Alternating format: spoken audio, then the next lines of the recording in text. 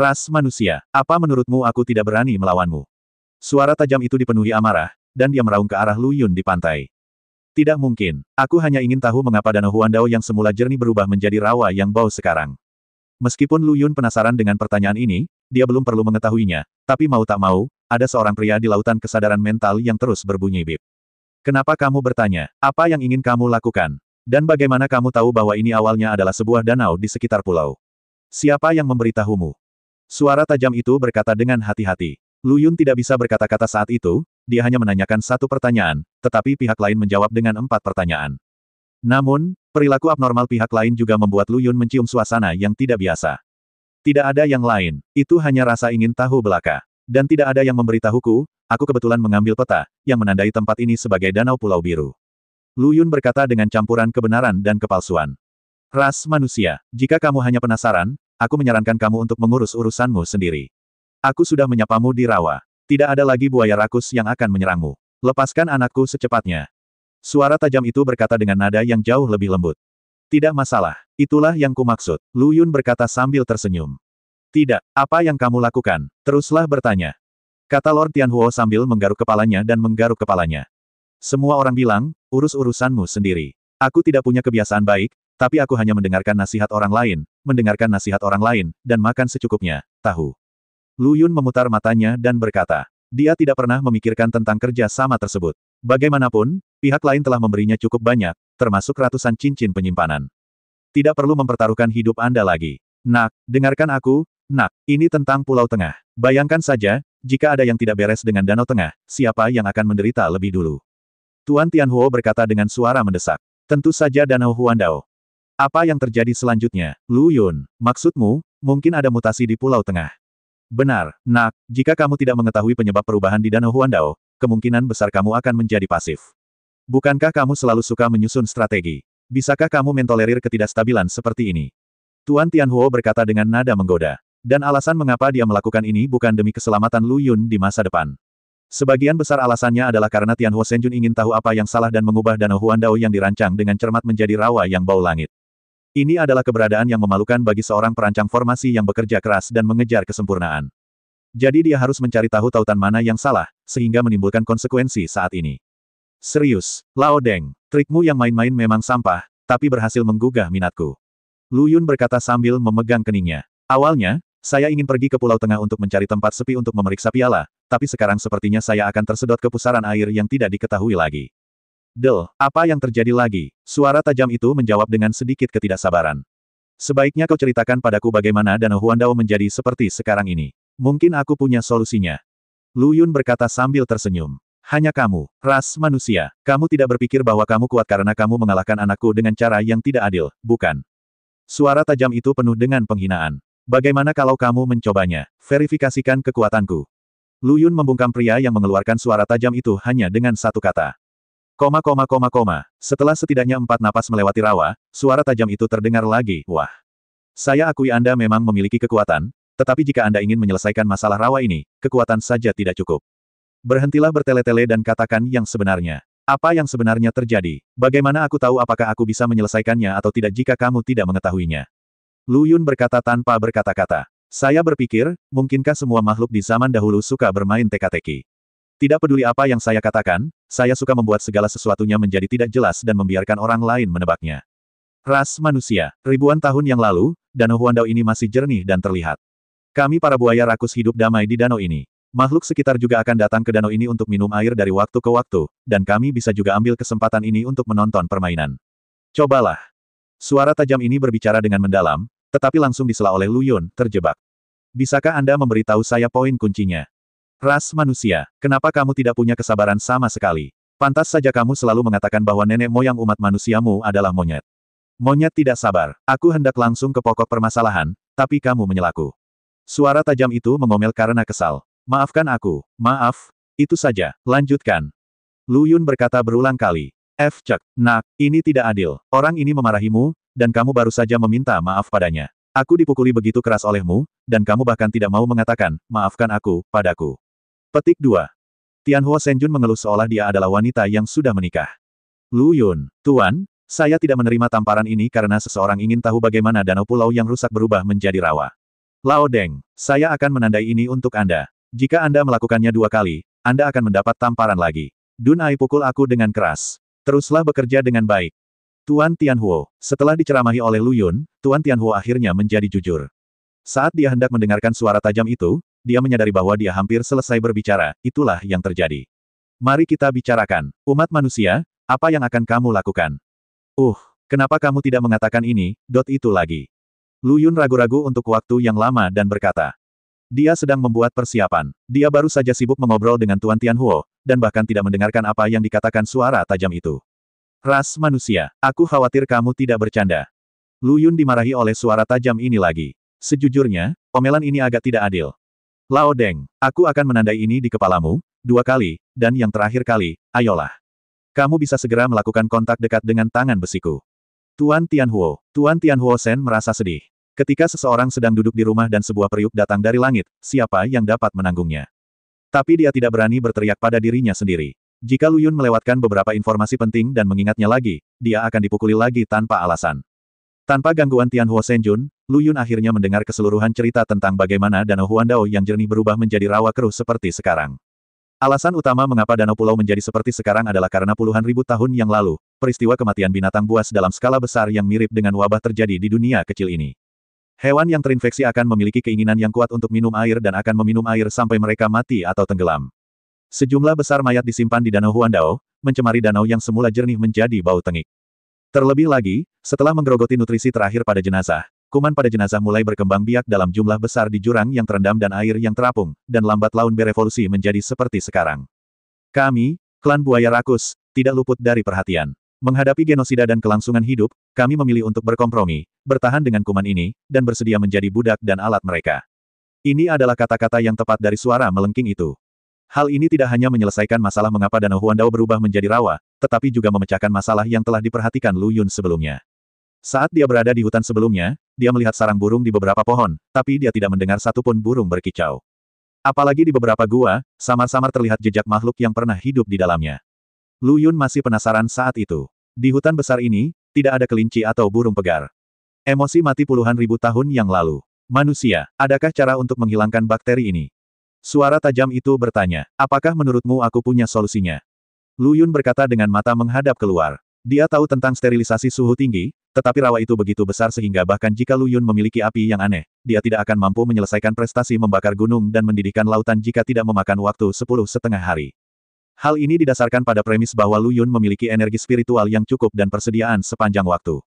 Toh rawa ini bukanlah air biasa, melainkan air yang terendam dan terapung, dan kuman-kuman yang ada di dalam air tersebut memiliki kemampuan untuk menyerap energi spiritual. Tidak peduli yang mana, itu berarti sterilisasi suhu tinggi tidak mungkin dilakukan. Aku tahu kalian manusia tidak bisa diandalkan. Suara tajam itu mencibir. Lu Yun tidak menanggapi hal ini, tetapi berkata kepada Tuan Tianhuo dari Laut Kesadaran Spiritual, Lao Deng. Anda telah mendengar penyebab masalah ini, tolong beritahu saya tindakan pencegahan Anda. Saya belum memikirkan ide apapun. Tuan Tianhuo menjawab, bahkan tidak lupa untuk menyombongkan diri, jika ini adalah saat ketika Tuan ini berada di puncaknya, rawa kecil ini dapat dikembalikan ke kejernihannya hanya dengan beberapa gerakan. Setiap orang memiliki momen kejayaan, jangan menganggapnya selamanya. Kamu bertanggung jawab atas kekacauan ini, dan sekarang kamu mengatakan kepadaku bahwa tidak ada yang dapat kamu lakukan, Lao Deng. Apakah kamu gatal lagi? Lu Yun menggerakkan pergelangan tangannya dan berkata, Tuan Tianhuo, nak, kita semua adalah orang-orang yang beradab. Jangan terlalu kejam. Dengan kecenderunganmu yang kasar, kamu tidak takut tidak bisa menemukan istri di kemudian hari. Cih, sejujurnya, aku tidak hanya punya keindahan yang kusuka, tapi ada 7 di antaranya. Semuanya secantik dewa, dan tak ada bandingannya. Saat Lu Yun berbicara, tanpa sadar sudut mulutnya terangkat, dengan ekspresi bangga di wajahnya. Kamu tidak perlu khawatir akan menggigit lidahmu saat mengucapkan kata-kata kasar. Tuan Tianhuo tertawa dan bergumam, jika anak laki-laki Anda menyukai wanita cantik, saya akan berdiri terbalik dan berputar 360 derajat untuk mencuci rambut Anda. Apa katamu, Lao Deng? Tidak, tidak ada apa-apa. Tuan Tianhuo berkata dengan semangat di sekujur tubuhnya. Jika Lu Yun mendengar apa yang baru saja dia katakan, dia mungkin tidak akan bisa lolos dari apapun selain pemukulan yang parah. Nak, aku benar-benar memikirkan sebuah ide, yaitu. Itu saja, apa itu? Cepat katakan, Lu Yun mendesak dengan tidak sabar. Semakin lama Lu Yun tinggal bersama Tuan Tianhuo, semakin dia menyadari bahwa toleransinya terhadap Lao Deng semakin menurun. Alasan utamanya adalah setiap kali kita membicarakan momen kritis, kita harus berhenti sejenak. Tuan Tianhuo Qi melihat tas berisi cincin penyimpanan di kaki Lu Yun. Lu Yun tiba-tiba mendapat firasat buruk, Lao Deng. Kamu tidak ingin mencuri pialaku, kan? Aku membayarnya dengan nyawaku, jangan pernah memikirkannya. Hei, nak, kamu benar-benar pintar, dan kamu mengerti maksud dewa ini dalam waktu singkat. Ini hanya pandangan jangka pendek. Tahukah Anda bahwa Anda harus mengambil pandangan jangka panjang untuk menangkap ikan besar? Rawa ini sangat besar, pasti ada lebih dari para petani yang mati di dalamnya. Bayangkan saja, jika Anda membantu buaya rakus mengelola rawa ini, pasti berterima kasih. Saat itu, Anda tidak akan memiliki cincin penyimpanan sebanyak yang Anda perlukan. Petik 2. Tuan Tianhuo sekali lagi menggambar kue untuk Lu Yun. Tapi harus saya akui bahwa Lu Yun memang terharu. Katakan padaku, apa yang harus kita lakukan? Lu Yun bertanya. Tuan Tianhuo tersenyum, dan dia tahu bahwa Lu Yun pasti akan menerima umpannya.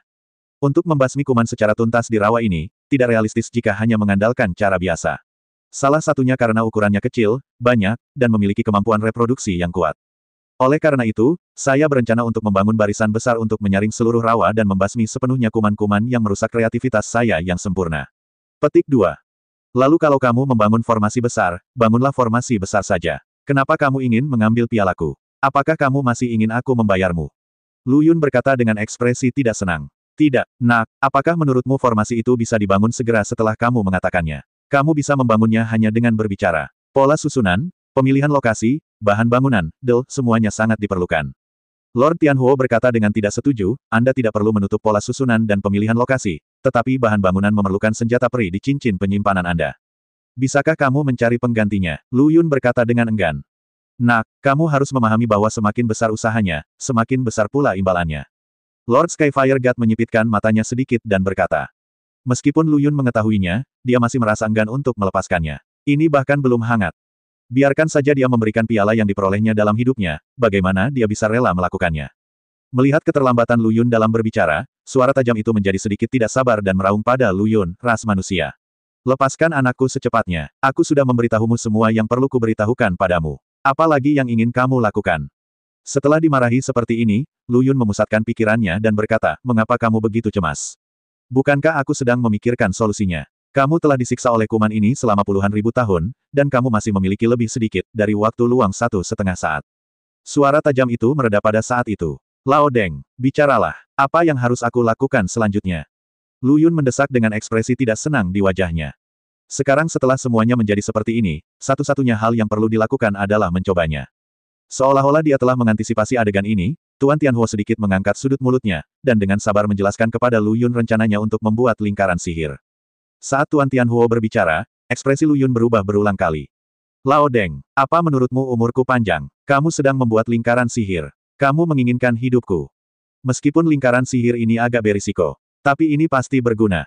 Dewa Api Surgawi menepuk dadanya dan berjanji. Terima kasih Paman, apakah menurutmu buaya rakus ini mau bekerja sama denganku? Aku baru saja mengalahkan putra Raja Buaya Rakus, dan sekarang aku sedang dipindahkan, menurutmu apakah mereka akan mencabik-cabikku? Lu Yun berkata dengan kesakitan, kamu tidak hanya meminta orang untuk pindah, tetapi juga meminta mereka bekerja untukmu, tenaga kerja gratis, bukan? Bukankah ini mimpi yang bodoh? Nak, kamu tidak bisa mengatakan itu, bayangkan saja. Tuan Tianhuo juga ingin menggambar kue untuk Lu Yun, mencoba menipunya. Tapi Lu Yun sama sekali tidak memberinya kesempatan ini, Lao Deng. Hentikan lukisan ibumu, bukankah kamu menindas orang jujur? Kamu benar-benar tidak bisa berdiri dan berbicara tanpa rasa sakit, kan? Datang dan beritahu buaya rakus ini. Petik 2. Tanpa menunggu tanggapan Raja Api Surgawi, Lu Yun dengan paksa menariknya keluar dari lautan kesadaran spiritual. Lao Deng, kamu tidak suka melukis kue. Datang, warnai buaya rakus ini. Jian Matian Huo Senjun panik saat itu dan buru-buru menamparkan Lu Yun dan memohon ampun, nak. Jangan lakukan itu. Cepat biarkan aku masuk. Secara emosional, lelaki tua ini tetaplah seorang teroris sosial. Namun apa yang terjadi selanjutnya membuat Lu Yun tercengang. Tuan, apakah itu Anda, Yang Mulia, Tuan Dewa Api Langit? Suara tajam itu berkata penuh kegembiraan dan ketidakpercayaan. Lu Yun, Tuan Tianhuo, keduanya tercengang pada saat bersamaan. Tetapi Tuan Tianhuo memang seekor rubah tua yang telah hidup selama ratusan juta tahun. Dia tertegun hanya selama 0,1 detik dan berkata, tepat, inilah Tuhan. Saya tidak menyangka pemisahan ini akan memakan waktu seperti itu, lama sekali. Haha. Kata-katanya terkesan bebas dan mudah, namun kenyataannya dia bingung. Siapa ini? Mengapa saya tidak mendapat kesan sama sekali? Tuanku, Dewa Api Surgawi. Anda sebenarnya masih mengingat saya. Saya sangat tersentuh, buaya ini. Kata suara tajam itu. Haha, bagaimana aku bisa lupa? Jika aku tidak terjebak di bawah tanah karena ketidakberdayaanku, aku akan berada di sini jauh darimu. Tuan Tianhuo berkata dengan emosional. Lu Yun, yang berdiri di sampingnya, merasa muak dengan pemandangan itu. Dia sekarang bisa yakin akan satu hal. Orang tua ini pasti bajingan sebelum dia masih hidup. Tapi kata-kata bajingan seperti itu, suaranya yang tajam tidak menangkapnya, dan dia tergerak untuk peduli pada Lord Skyfire. Apa, Tuan? Apa yang terjadi padamu? Kenapa tidak? Gelang makhluk roh memberitahu si kecil. Si kecil bisa pergi membantumu. Wajah Tuan Tianhuo membeku, dan kemudian dia berkata dengan ekspresi terharu, saya terjebak di magma pada saat itu. Jika saya memanggil Anda akan langsung menguap. Bagaimana saya bisa membiarkan Anda mengambil risiko untuk saya? Sebaliknya daripada membiarkanmu mati, di hadapanku, aku lebih baik menanggung kesepian itu sendirian. Ketika Lu Yun mendengar ini, dia merasa merinding di sekujur tubuhnya. Di sisi lain, ketika suara tajam ini mendengar perkataan Dewa-Dewa Tianhuo, dia hampir mengalami orgasme intrakranial. Tuan, Anda sangat baik padaku. Melihat kedua orang itu saling menggoda, Lu Yun di sampingnya benar-benar tidak bisa duduk diam. Jika ini terus berlanjut, dia akan menjadi gila. Dia terbatuk 2 kali, ahem. Biarkan saya menyela Anda. Bisakah kita bicara nanti? Bisakah kita memulai bisnis dulu? Ya, aku hampir lupa karena kegembiraannya. Tuan Dewa Tianhuo tiba-tiba menyadari dan berkata, lalu siapa? Tuan, panggil saja aku Xiaolu. Suara tajam itu berkata dengan lembut. Dia dan Lu Yun hanyalah 2 ekstrim. Little Green, aku baru saja mendengar apa yang dikatakan anak di sebelahku tentang rawa. Tianhuo Shenjun disela oleh suara tajam saat dia berbicara, Guru. Xiaolu dan sayalah yang tidak mengelolanya dengan baik, dan itulah mengapa saya mengubah danau Huandao yang diatur dengan hati-hati oleh tuannya menjadi sangat bau. Tolong Guru menghukum. Xiaolu, ini bukan masalahmu, jangan menganggapnya terlalu serius. Sekarang aku di sini, aku tidak akan hanya duduk diam dan tidak melakukan apapun. Tuan Tianhuo berkata seperti seorang pemimpin besar, saya punya rencana yang dapat sepenuhnya menghilangkan kuman di rawa ini, tapi saya ingin Anda memberi saya sedikit bantuan. Tuan, Anda menyelamatkan klan buaya rakus kami, belum lagi membantu Anda. Anda bisa mendaki gunung pedang dan lautan api bahkan tanpa mengerutkan kening. Suara tajam itu berkata dengan tegas. Buaya punya alis. Kata-kata Lu Yun langsung membungkam suasana yang meriah. Awalnya, suara tajam mengatakan ini untuk mengungkapkan tekad, tapi itu berubah total ketika Lu Yun menanyakan pertanyaan padanya. Segera, dia menarik pandangan menghina dari Skyfire Lord dan suaranya yang tajam. Lu Yun juga sangat kesal, dia sebenarnya tidak ingin mengatakan ini, tapi mungkin dia berasimilasi ketika dia tinggal bersama jiwa hitam sebelumnya. Saya hanya ingin mengatakan sesuatu seperti ini tanpa merasa kesal. Setelah jeda, Lord Tianhuo menceritakan dengan suara tajam bagaimana dia ingin membangun formasi dan persiapan apa yang diperlukan. Tentu saja, Xiaolu menyetujui semua permintaan yang dibuat oleh Tuan Tianhuo tanpa berpikir panjang. Dan dia berjanji dengan tegas, dia hanya perlu menunggu setengah hari, dan dia bisa mempersiapkan semuanya. Karena itu, dia membawa putranya dan pergi bersamanya. Saat ini, hanya Lu Yun dan Tuan Tianhuo yang tersisa di pantai. Nak, untungnya kamu baru saja menyela, kalau tidak aku tidak akan bisa berkata-kata. Tuan Tianhuo berkata sambil menghela nafas lega. Lao Deng, kamu pasti anak yang hilang sebelum kematianmu. Kamu bersenang-senang, menunjukkan belas kasihan di mana-mana, meremehkan kedua jenis kelamin. Lu Yun bercanda. Wah, jangan salah. Dewa ini sangat berpikiran tunggal, dan orientasi seksualnya normal. Kalau tidak salah ingat, tujuan menjinakkan buaya rakus ini saat itu hanya untuk mengamati apakah buaya rakus tersebut mampu bertahan hidup di jurang yang terendam dan terapung di air.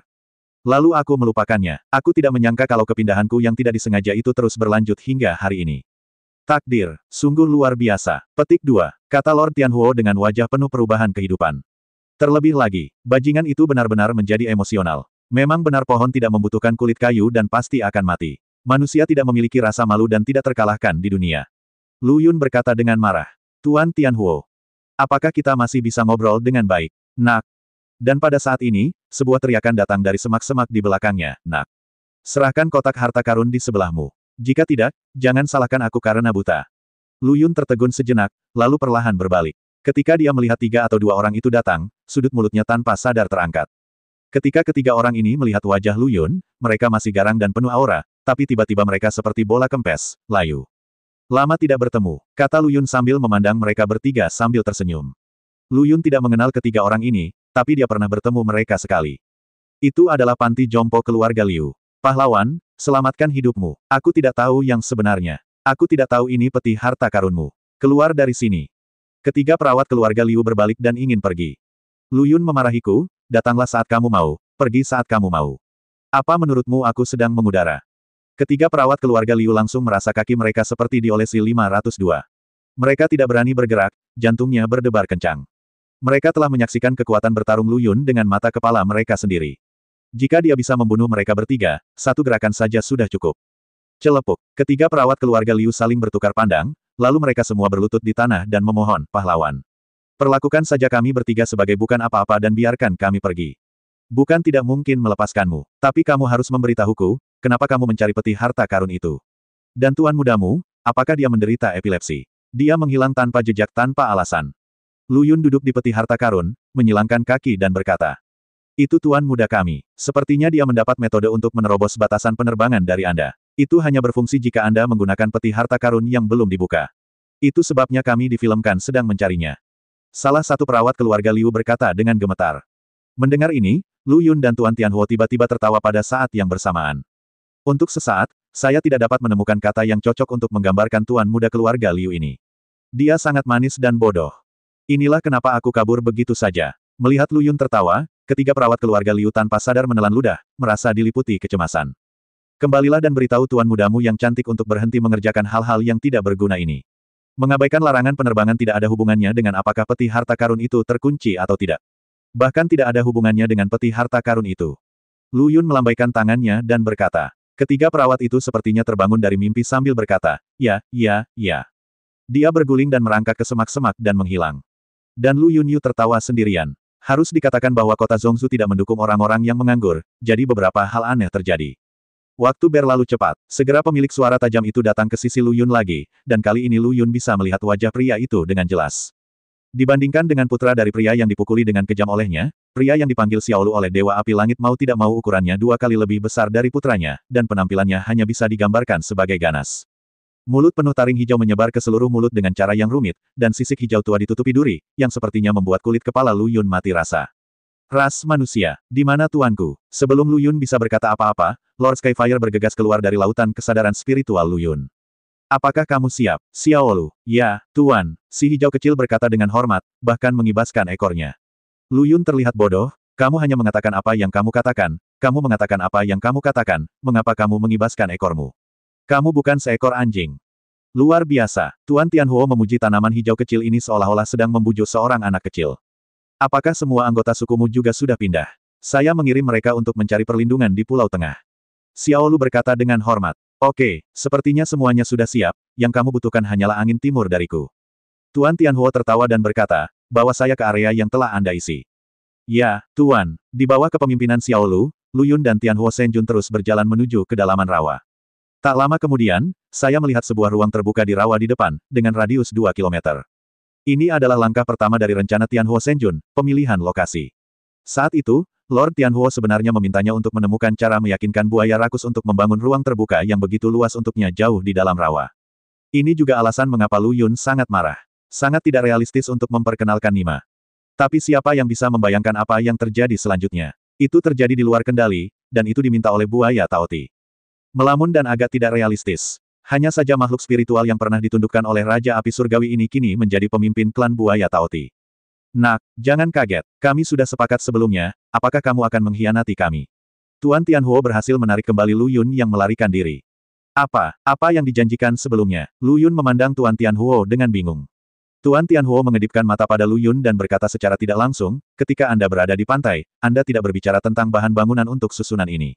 Apakah Anda menutupinya? Lupa. Lu Yun, Nima, kamu punya uang tunai yang besar, kenapa kamu masih memikirkan kekayaanku yang kecil? Lu Yun berkata di bawah rawa. Bagaimanapun juga, aku juga tuannya. Meskipun masalah ini terjadi ratusan juta tahun yang lalu, aku tidak tahan. Tuan Tianhuo berkata dengan wajah memerah. Kamu, Tam Yao, dan aku sangat malu, kan? Apakah aku berhutang budi padamu? Lu Yun berkata dengan marah. Nak, apa yang kamu katakan sudah jelas. Siapa di antara kita yang akan memberikannya kepada yang lain? Sebagai calon penerusku, bukankah semua milikku akan menjadi milikmu di masa depan? Kata Tuan Tianhuo dengan mata menyipit. Brengsek, siapa yang mau menjadi calon penerusmu? Kenapa kamu, orang tua sepertimu, berkulit tebal? Jika Xiaolu tidak melihat dari samping, Lu Yun mungkin akan mengambil tindakan dan menghukum Lord Cui Tian Vulkan. Mari kita lihat apakah Lao Deng ini berkulit tebal atau tangan besinya cukup kuat. Nak, aku mohon padamu. Lagi pula, meskipun aku tidak bisa membuka mulut, bukan berarti kamu tidak bisa. Setelah kuman di rawa ini dibersihkan, bagaimana kalau kamu menghubungi Xiaolu lagi? Tuan Tianhuo meraih lengan Lu Yun dan memohon. Lu Yun sangat marah hingga tinjunya mengepal keras. Lao Deng mengandalkan Xiaolu di sisinya. Lu Yun tidak berani melakukan apapun padanya. Oke, Lao Deng, kamu luar biasa kali ini. Lu Yun mengeluarkan tas berisi cincin penyimpanan dari ruang Flaming Mountain dan berkata dengan gigi terkatup, jika aku menginginkan harta dengan nilai yang sama setelahnya, kamu dapat memberikannya kepada aku akan menunggu. Tidak masalah, tidak masalah. Dewa Api Surgawi menimbang cincin penyimpanan di tangannya dan menyetujuinya. Kemudian dia memerintahkan Xiaolu untuk berkata, kamu harus meninggalkan rawa ini dan pergi ke darat. Tunggu sampai aku membaca mantra untuk membunuh kuman di rawa ini dan kemudian kembali. Oke, Tuan, kata hijau kecil itu dan pergi dengan gelombang kegembiraan.